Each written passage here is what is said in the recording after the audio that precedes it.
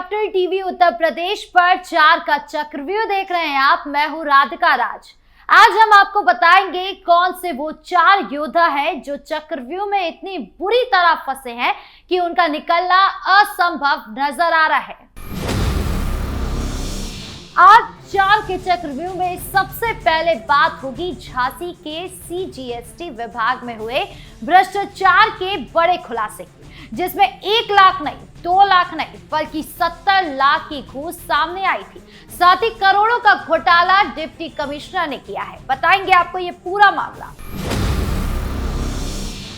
दूसरा योद्धा जो चक्रव्यूह में फंसा है वो है KGMU का धर्मांतरण रैकेट, जिसका पर्दाफाश खुद सीएम योगी ने किया और धर्मांतरण को लेकर भी यूपी की जनता को जागरूक किया।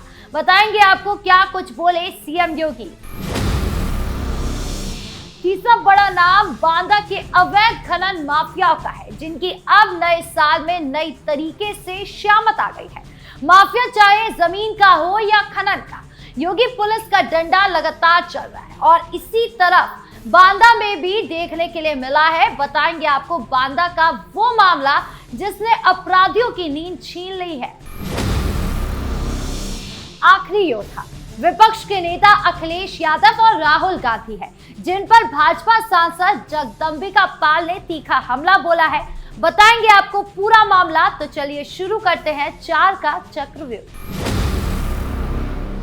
शुरुआत करते हैं 4 के चक्रव्यूह की सबसे बड़ी खबर से, जो भ्रष्टाचार के खिलाफ योगी सरकार की जीरो टॉलरेंस नीति को मजबूत करने वाली है। झांसी में केंद्रीय GST विभाग में भ्रष्टाचार का बड़ा खुलासा हुआ।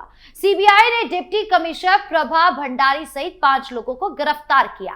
इन पर आरोप है कि उन्होंने GST चोरी के मामले में कंपनियों से फायदा पहुंचाने के बदले 1.5 करोड़ रुपए की रिश्वत मांगी थी। सीबीआई के ट्रैप में 2 सुपरिटेंडेंट 70 लाख रुपए की रिश्वत लेते रंगे हाथों पकड़े गए। यह राशि डिप्टी कमिश्नर के लिए थी। गिरफ्तार लोगों में सुपरिटेंडेंट अनिल तिवारी, अजय कुमार शर्मा, एडवोकेट नरेश कुमार गुप्ता और प्राइवेट कंपनी के मालिक राजू मंगतानी शामिल है। छापेमारी में 1.60 करोड़ रुपए नकद, ज्वेलरी और प्रॉपर्टी के दस्तावेज भी बरामद हुए हैं। ये कार्रवाई टैक्स विभाग में व्याप्त भ्रष्टाचार की पोल खोल रही है। ऐसे अधिकारी जो टैक्स चोरी करने वालों को संरक्षण देते हैं, वो सरकारी राजस्व को चूना लगा रहे हैं और ईमानदार करदाताओं के साथ धोखा कर रहे हैं। सीएम योगी सरकार भ्रष्टाचार पर बिल्कुल सख्त है और केंद्र की एजेंसियां भी सक्रिय है। ये चक्रव्यूह इन भ्रष्ट अधिकारियों के लिए घातक साबित हो रहा है। जांच आगे बढ़ेगी तो और बड़े नाम सामने आ सकते हैं। जनता में राहत है कि भ्रष्टाचार पर लगाम लग रही है और सरकारी खजाने की रक्षा हो रही है। आने वाले दिनों में और गिरफ्तारियां हो सकती है। पारदर्शिता ही इस चक्रव्यूह में निकलने का एकमात्र रास्ता बचा है, लेकिन इस सब के लिए अब देर हो चुकी है। समाज में भ्रष्टाचार के खिलाफ बहस तेज हो गई है और ये मुद्दा राजनीतिक भी बन सकता है। अब बात करते हैं लखनऊ के KGMU में चल रहे धर्मांतरण और शोषण मामले की, जो संस्थान की छवि को कलंकित कर रहा है और विपक्ष के तुष्टीकरण की पोल खोल रहा है।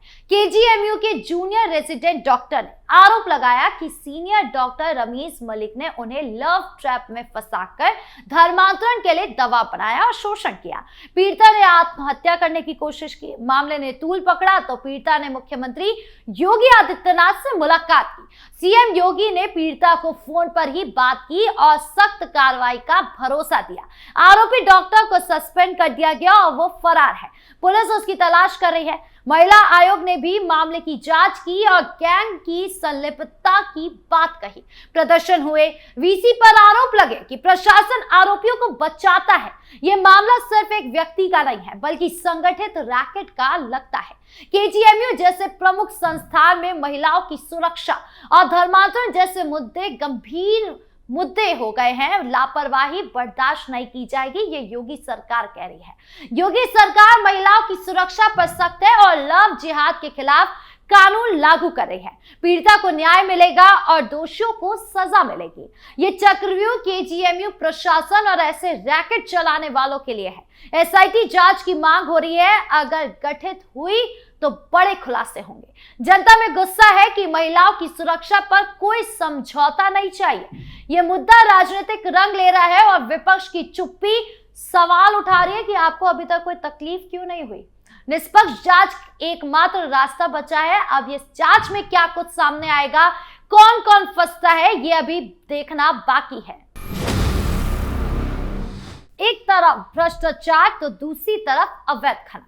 बांदा जिले में योगी सरकार ने अवैध खनन और परिवहन पर बड़ी कार्रवाई की। जिला प्रशासन ने माफियाओं से करोड़ों रुपए का जुर्माना वसूला। अवैध खनन के खिलाफ चलाए गए अभियान में कई वाहन जब्त किए और खनन माफियाओं पर सख्त एक्शन लिया। योगी सरकार पूरे प्रदेश में अवैध खनन पर जीरो टॉलरेंस नीति अपनाए हुए है। ये कार्रवाई पर्यावरण की रक्षा और सरकारी राजस्व की सुरक्षा के लिए है। अवैध खनन से नदियां बर्बाद हो रही है, पर्यावरण को नुकसान पहुंच रहा है और माफिया काला धन कमा रहे हैं। बांदा जैसे जिलों में खनन की बड़ी संभावना है, लेकिन अवैध तरीके से इसे लूटा जा रहा है। अब प्रशासन की सख्ती से माफियाओं में दहशत है। ये चक्रव्यूह अवैध खनन माफियाओं के लिए है। जांच आगे बढ़ेगी और संपत्तियां जब्त हो सकती है। जनता में राहत है कि सरकार सक्रिय है और पर्यावरण बच रहा है। यही नहीं, बांदा पुलिस ने बकायदा एक पूरा ब्यौरा भी दिया है कि किस तरह बांदा में अपराधियों का सफाया हो रहा है, माफियाओं पर एक्शन हो रहा है। सुनिए क्या कुछ कह रही है पुलिस। जवान बांदा पुलिस में पुलिस मुख्यालय व शासन की प्राथमिकताओं के अनुसार क्राइम नियंत्रण व शांति व्यवस्था बनाने के उद्देश्य से निरंतर प्रयासरत व सजग है।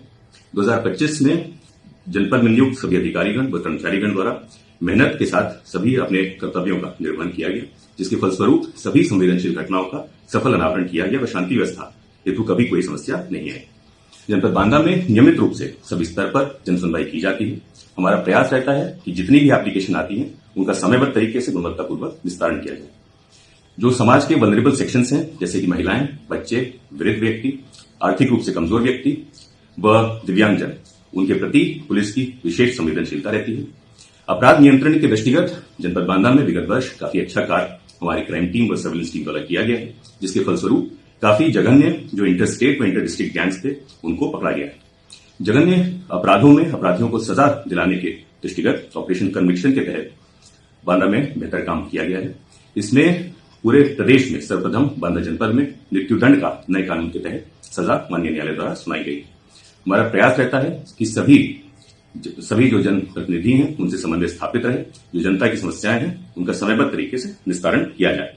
महिला संबंधित अपराध, साइबर अपराध, इन सभी पहलुओं पर उच्च अधिकारियों गण द्वारा जो मार्गदर्शन दिया जाता है उसके तहत बांदा पुलिस का प्रयास है कि बेहतर काम किया जाए।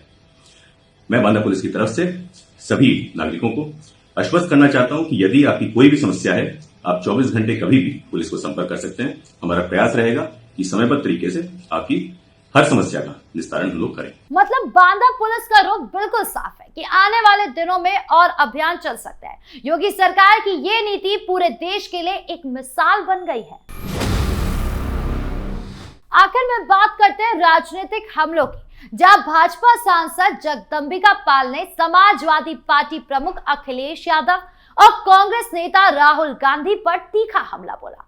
भारतीय जनता पार्टी के सांसद जगदंबिका पाल ने नए साल के सेलिब्रेशन को लेकर विपक्षी दलों पर निशाना साधा। उन्होंने कहा कि आज तमाम दलों के नेता लखनऊ में कहीं पर केक काट रहे होंगे तो कोई गोवा में छुट्टी मना रहा होगा और राहुल बाबा किसी देश में होंगे। यही नहीं, जगदंबिका पाल ने विपक्ष की नीतियों और बयानों की कड़ी आलोचना की। उन्होंने जनता के मुद्दों से भटकाने वाला बताया।